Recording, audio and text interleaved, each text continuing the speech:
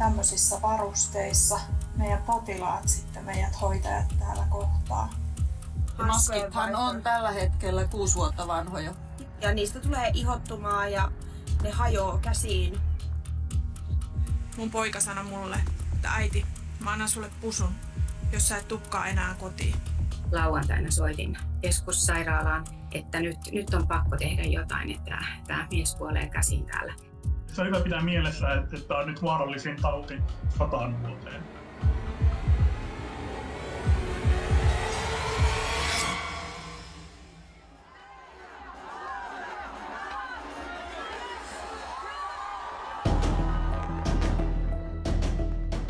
Uuden vuoden aattona maailman terveysjärjestö WHO saa varoituksen Kiinasta. Wuhanin kaupungissa on useita epätavallisia keuhkokuumetapauksia. Suomessa ja kaikkialla muuallakin uutta vuotta juhlitaan kuten aina ennenkin. Kukaan ei tässä vaiheessa voi aavistaa, että tuntematon virus tulee mullistamaan meidän kaikkien elämän.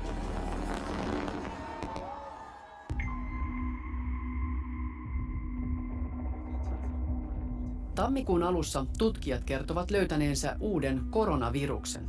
Kiinassa leviävä tuntematon koronavirus herättää huolta maailmalla. Myöhemmin virus saa nimen SARS-CoV-2. Suomen terveyden ja hyvinvoinnin laitos THL kertoo siitä heti tuoreeltaan.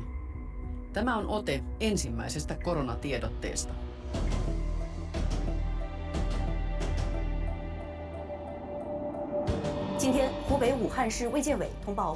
Kiina kertoo ensimmäisestä kuolemantapauksesta. Pian sen jälkeen virus leviää Kiinan ulkopuolelle Aasiaan. Maailman terveysjärjestön mukaan uusi virus on uhka vain Kiinassa. Myös Suomen terveysviranomainen THL ottaa rauhallisesti.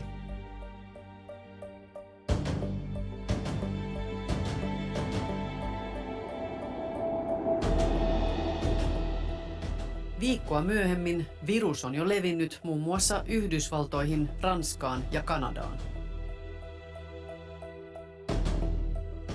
Suomessa ensimmäinen koronavirustartunta todetaan tammikuun lopussa Lapissa. Kyseessä on kiinalainen turisti Wuhanin alueelta.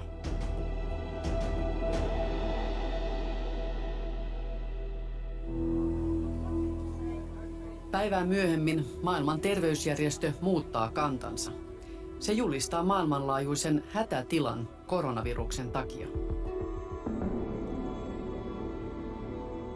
Euroopassa helmikuun alku näyttää toiveikkaalta. Mutta hiihtolomien jälkeen alkaa tapahtua. Lomailijoiden myötä koronavirus leviää kaikkiin Pohjoismaihin. Italia eristää ensimmäisenä maana Euroopassa useita kuntia asukkaineen.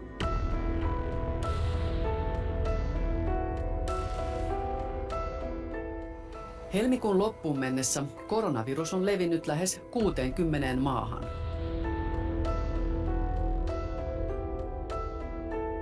Uutta virusta eli SARS-CoV-2 vastaan ei vielä ole rokotetta tai lääkettä. Yksi kansainvälisistä rokotehankkeista tehdään Belgian Leuvenissä Rega-instituutissa. It's pretty exciting rather than we are nervous, but we are looking forward for a very good safety, efficacious vaccine very soon, and we are really working hard for that. And kind of optimistic. Yeah, very optimistic. Yeah. Rokotushanketta johtaa virologi Johan Näyts. Ze hebben eigenlijk gestart in januari, midden januari, toen dat de Chinese teams de genetische code van het virus online hebben gezet. En dus nu momenteel zitten we een dikke 2 maanden na datum en hebben wij en ook een aantal andere teams hebben eigenlijk al een prototype vaccin klaar. Dat is eigenlijk bijzonder snel, maar natuurlijk de weg om van een prototype te komen tot aan een vaccin dat kan worden breed uitgerold tot miljoenen of honderden miljoenen dosissen, dat is nog een lange weg te gaan. Maan alla sijaitsevassa laboratoriossa ovat koe-eläimet. Täällä on noin 2000 hiirtä. Ilman niitä tutkimusta ei voisi tehdä. Dus die muizen worden nu gevaccineerd. Die krijgen eigenlijk een klein spuitje, zoals iemand ook in de winter tegen de wintergriep een klein spuitje krijgt. En dan is het afwachten, dan moet het immuunsysteem gedurende 10 dagen, 14 dagen afweer opbouwen, antistofjes opbouwen. En dan kunnen we over 2 weken zien of dat er inderdaad in het bloed van die muizen of dat er antistofjes aanwezig zijn. Rokotetta tutkitaan kymmenissä muissakin hankkeissa ympäri maailmaa. Asiantuntijoiden mukaan rokotetta voidaan silti joutua odottamaan yli vuoden. Palaamme Löövenin laboratorioon myöhemmin.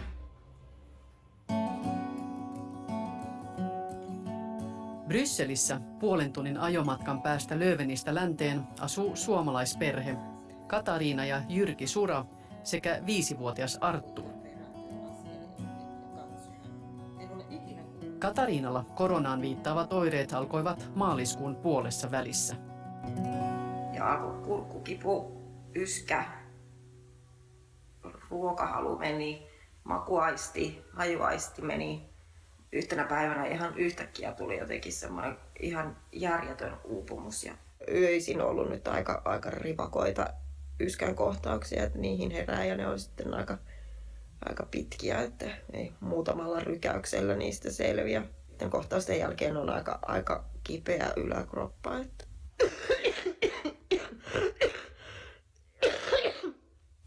Siitä yskimisestä. Maaliskuun alussa valtiot Euroopassa ryhtyvät toimiin. Normaali reittilentoliikenne alkaa sakata. Yhdysvallat sulkee ovensa eurooppalaisilta.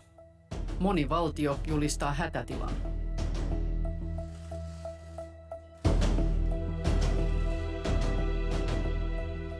Valtioneuvosto on tänään istunnossaan yhteistoiminnassa tasavallan presidentin kanssa todennut poikkeusolot. Ensimmäistä kertaa sotien jälkeen Suomi on poikkeustilassa. Oppilaitokset sulkevat ovensa, opetus siirtyy verkkoon. Riskiryhmään kuuluvat yli 70-vuotiaat velvoitetaan eristäytymään muista. Suomi hiljenee.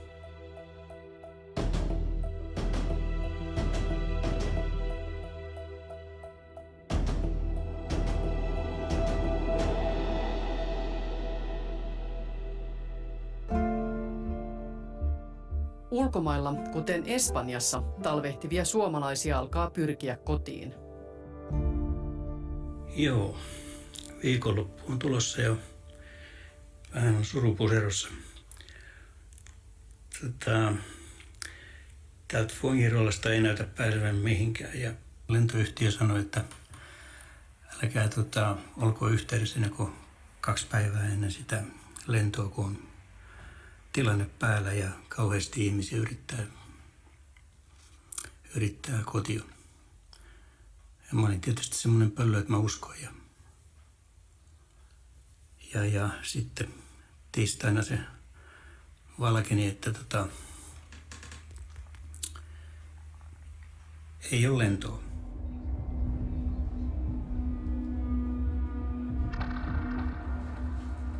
Suomen rajat ovat pääosin kiinni. Eri puolelta maailmaa kotiin palaavat suomalaiset siirtyvät parin viikon ajan kentältä kuka minnekin bussilla ja junalla. Kukaan ei valvo, että karanteenisuosituksia noudatetaan. 20. maaliskuuta ensimmäinen suomalainen kuolee tautiin Uudellamaalla.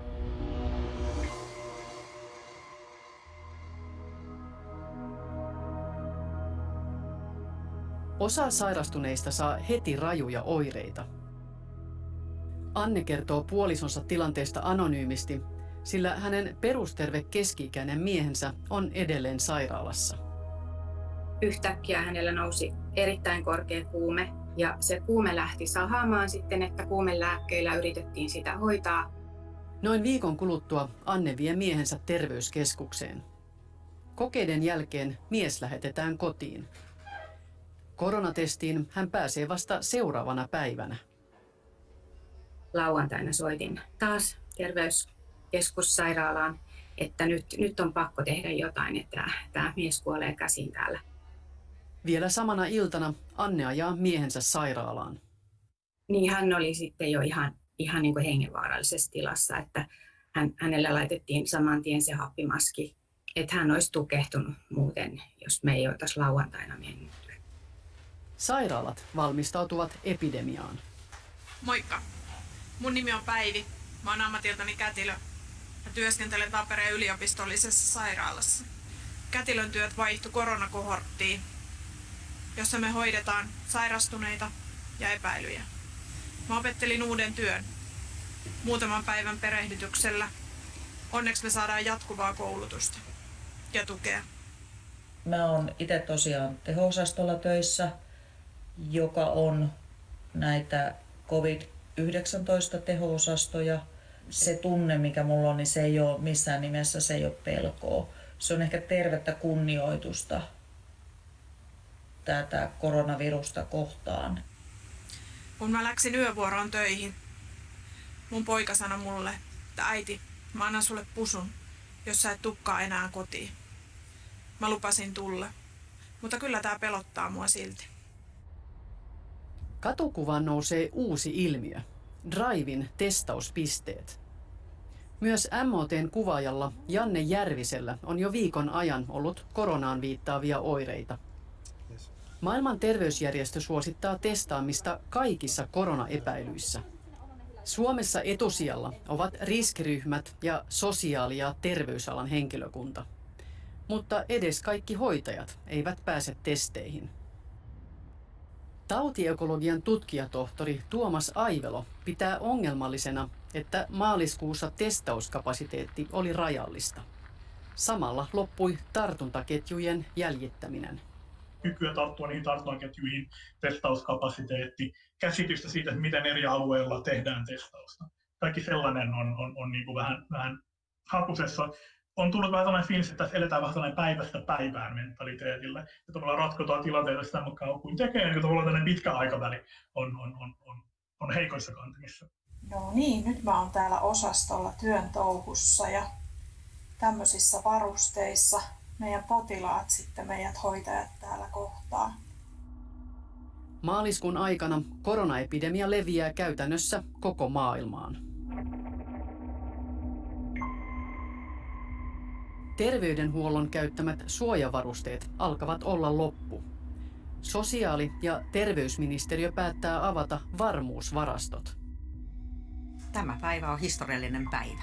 Sosiaali- ja terveysministeriön määräys tarvitaan siihen, että nämä huoltovarmuusvarastot aukeavat ja nyt ne rekat sitten lähtevät liikkeelle.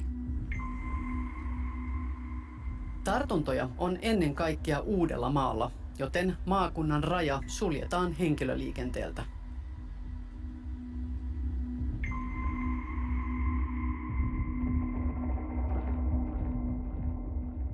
Eli tässä sitä ollaan kentällä, odotellaan sen meidän koneen tuloa sisään, se ei ole vielä tullut tähän ja kentällä on hyvin autiota, mutta tunnelma on aika kaoottinen, kun täällä on ylipuukattuja lentoja ja ihmiset yrittää päästä pois ilman varausta.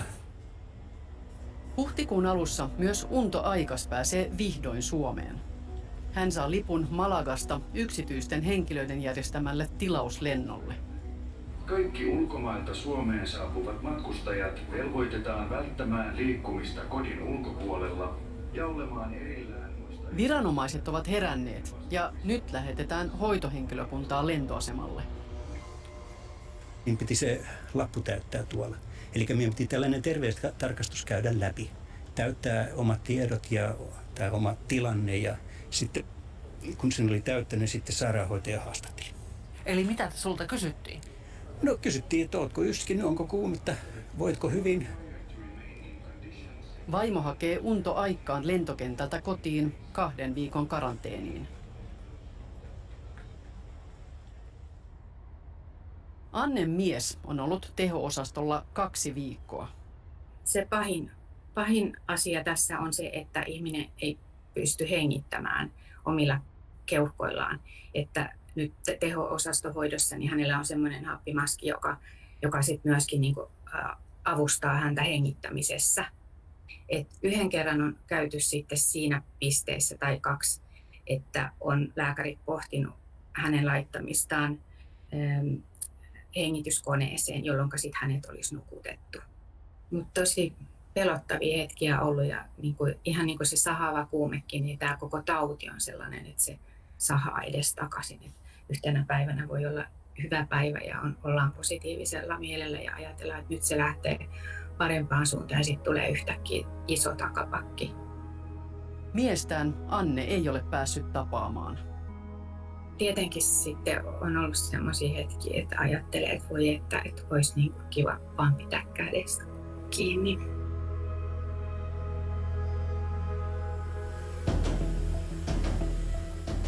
Maailmanlaajuinen pula suojavarusteista luo epämääräistä tarjontaa.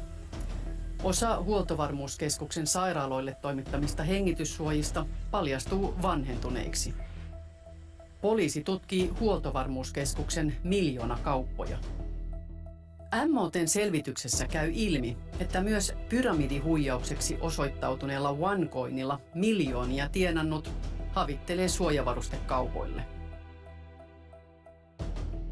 Huhtikuun alussa koronatestauksessa tehdään täyskäännös. Testaamista on mahdollista lisätä kotimaassa jo tämänhetkisestä testausmäärästä edelleen aivan lähiaikoina 2-kertaiseksi. Mutta testejä ei vieläkään ole riittävästi. Testejä on 2 päätyyppiä. PCR-testeillä selvitetään, onko ihmisen elimistössä testinottohetkellä koronavirusta. Vasta-ainetestit taas kertovat, onko elimistössä ollut koronavirus aikaisemmin. Vasta-ainetestien rooli kasvaa epidemian edetessä. Fimea valvoo lääkinnällisiä laitteita, joihin myös koronatestit kuuluvat. Näillä vasta-ainetesteillä saadaan sitten ehkä käsitys siitä, että kuinka väestötasolla, kuinka iso osa väestöstä on sairastanut koronaviruksen ja sitten saadaan arvioita siitä vastustuskyvystä. Ja se on kyllä tärkeää tietoa sit siinä, kun mietitään jatkotoimenpiteitä, mahdollisesti rajoitusten purkamista ja sitten sitä ikään kuin toiseen aaltoon varautumista. Jos suojavarusteiden markkina on villi länsi, niin se pätee myös koronatesteihin. Erilaisia vasta-aineisiin pohjaavia testejä on tullut Aasiasta Suomen markkinoille kymmeniä. Miten paljon epäluotettavia testejä tai ihan humpuukia löytyy markkinoilta? Valitettavasti niitäkin on löytynyt. Eli me ollaan Suomessakin törmätty jo muutamaan tapaukseen, missä on ollut CE-merkitsemätön testi tai sitten se näennäisesti CE-merkit, jolla on kuitenkin ollut väärennetyt paperit. Ja Euroopan tasolla näitä on tullut useita.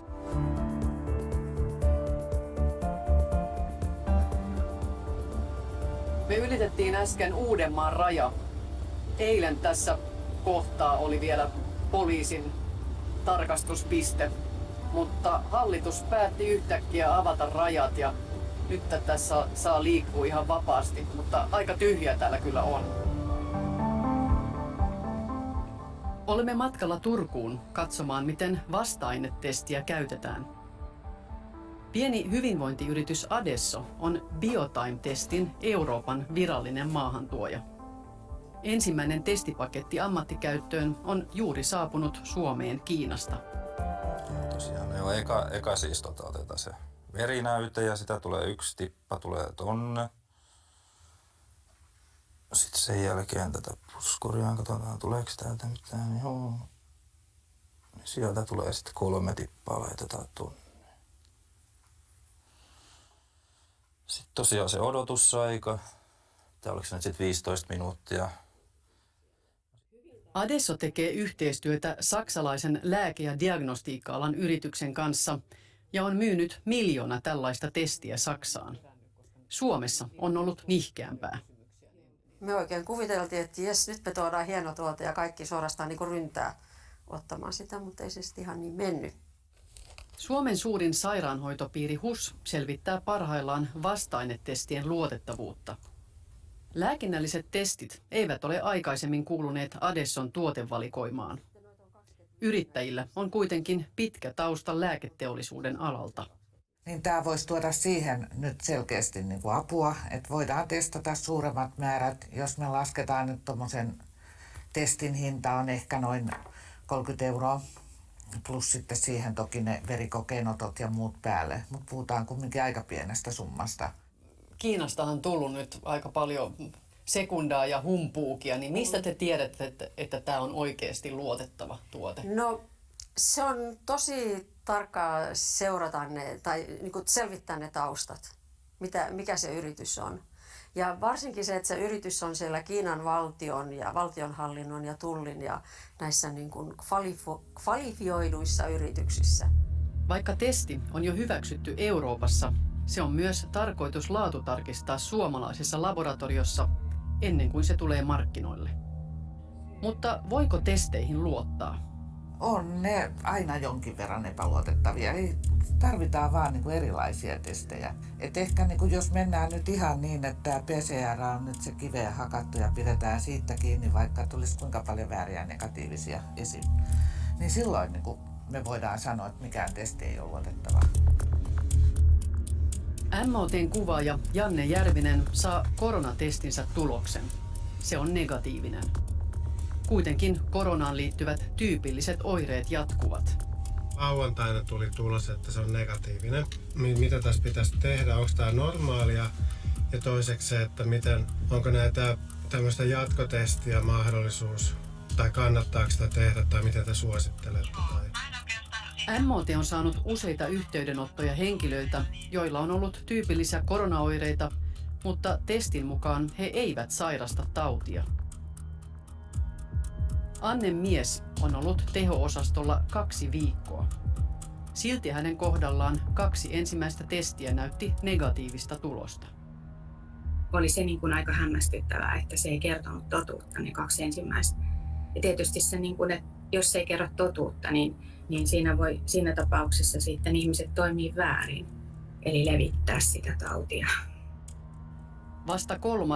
teho-osastolla keuhkoputkista otettu näyte tuo positiivisen tuloksen. Lääkärit on ollut sitä mieltä, että voi olla, että tämä näytteenottotekniikka tai metodi, kun se otetaan nenänielusta sillä pitkällä tikulla, niin että se ei välttämättä tavoita sitä virusta, jos se virus on ehtinyt jo ajautua niin kuin alemmas hengitysteihin. Myös HUSin asiantuntija vahvistaa, että negatiivisista tuloksista pahimmillaan jopa puolet voi olla vääriä. Eli puhtaat paperit saaneilla onkin virus. Tulokseen vaikuttaa oireiden laatu ja se, missä vaiheessa tautia testi tehdään. Tämä oli nyt 3. työvuoro mulla noiden koronapotilaiden kanssa siellä meidän omalla teholla. Ja tuli tosi huonokuntoisia potilaita, että siinä oli sitten niin kuin ihan hätätilanteitakin sitten jouduttiin hoitamaan, mutta joskus ne potilaat vaan sitten yhtäkkiä romahtavatkin niin sanotusti. Belgialaisessa Rega-instituutissa rokotehanke etenee. Dus we hebben een paar weken geleden een aantal proefdieren gevaccineerd met onze experimentele vaccins. En die gaan we vandaag blootstellen aan het COVID-19-virus. Dus ons eerste hoera-moment gaat zijn als we een bescherming kunnen zien tegen het virus dankzij ons vaccin. Als je ooit hebt afgevraagd hoe dat er nu eigenlijk uitziet, zo'n virus, die worden in zo'n virus bewaard in een vloeistof op min 80 graden. Dus het kan natuurlijk altijd zijn dat om een of andere reden dit niet direct lukt en dat we volgende week opnieuw moeten beginnen. Stresseren bijna, hè, van kijk, dit moet allemaal vooruit. We kunnen hier niet veel tijd verliezen. We mogen ons geen fouten, of we kunnen ons weinig fouten permitteren. Arturillakin on maski. Niin on. Näytätkö sä sun maskia? Sulla on kyllä parempi maski kuin mulla. Katariina Sura on 3 viikon karanteenin jälkeen saanut luvan käydä ulkona suojattuna. Hikoiluttaa aika pirusti. Täällä on nimittäin tänään lämmin ilma. Vähän päälle 20 astetta lämmintä. Mä luulen, että toi takapiha ulkoilu ehkä vielä tällä hetkellä on mulle parempi kuin nämä kävelyretket tai sitten pieniä kävelyretkiä jotta kunto kohenee. Belgiassa ulkona ei saa istuskella. Ollaankohan me muuten liikaa kauan nyt tässä oltu paikoillaan, ettei tule poliisit ja sano meille, että nyt liikkeelle. Mennäänkö? Espanjasta palanneen Unto Aikkaan karanteeni lähenee myös loppuaan. Ei ole ollut vaivoja ja on hyvä olla kotona. Se suurin järkytys tässä oli se, että kun mä oon ollut sisällä kyllä koko ajan, mutta kun mä näen tuohon ulos, niin siellä ihmiset menee kuin porot. Siis se ero tuonne Espanjaan on aivan valtava. Siellä Espanjassa poliisiautot meni pillit vinkuun ja pysäyttelivät ihmisiä ja pitivät huolta järjestyksestä ja siellä oli kurikovaa ja täällä ei ole.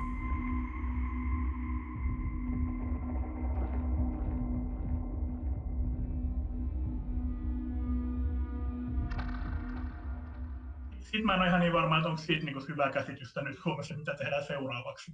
Tai että onko meillä niin tavallaan valmiutta siirtyä siihen, että me avattaisiin tätä yhteiskuntaa. Sen suhteen on vähän skeptisempi, että kuinka hyvä se tilanne sen suhteen. Mun yövuoro on alkamassa ja mä en yhtään tiedä, mikä mua siellä odottaa. Ainakin viime yönä näytti siltä, että tahti alkaa kiihtyä ja potilaita rupeaa tulee enenemässä väärin. Mulla on 2 ylityöyötä takana ja Emilia tekee 3., 4. ja ensi yö on ylityö. Ja maskithan on tällä hetkellä 6 vuotta vanhoja. Joo. Ja niihin luotetaan. Kyllä. Ja niistä tulee ihottumaa ja ne hajoaa käsiin kasvoille laittaessa ja kuminauhat katkeilee. Ja pirtut alkaa, tai käsidesit alkaa olemaan noita laimennettuja tai itse tehtyjä, että ne on blandattu niihin uusiin vanhoihin kierrätyspulloihin jo jonkun tovin, että se haisee vähän eksoottiselle. Vähän. Löövenin rokotehankkeen testejä ei saatu toimimaan hiirillä. Nyt vaihdetaan hamstereihin. Rokotehankkeen epäonnistuminen on tutkijoille arkipäivää. Se kertoo myös siitä, miksi rokotteen saaminen markkinoille kestää. Milloin tämä kaikki on ohi? Tavallaan ei koskaan. Tämä on nyt levinnyt jo pandemisesta, tämä on levinnyt ympäri maailmaa. Eiköhän tämä tule olemaan meidän kanssamme. Se on nyt vaan tavallaan tämä ensimmäinen kierros on kaikkein pahin. Se, että me päästään siihen, että meillä on rokotetta ja tehokas hoitomuoto tätä kohtaa. Et kun siihen päästään ja se kestää 1-2 tavallaan se vaihe, niin sitten sen jälkeen se tilanne on suurin piirtein taputeltu ja se tulee tavallaan osaksi meidän normaalia arkea. Annen mies on sairastanut koronaa pian kuukauden. Miehen vointi on nyt ihan ok ja teholta hän pääsi pois noin viikko sitten. Tällä hetkellä ei ole tietoa kotiutuksesta vielä, että riippuu paljon muun muassa keuhkokuvien tilanteesta, että minkälaiset tuhot siellä on. Rajoitukset ovat purreet. Tehohoitokapasiteetti on tähän mennessä riittänyt. Nyt mietitään, miten rajoituksia mahdollisesti voidaan turvallisesti purkaa. Niiden pitkittyminen on tuhoisaa monelle yritykselle. Tästä kertoo ensi viikon MOT.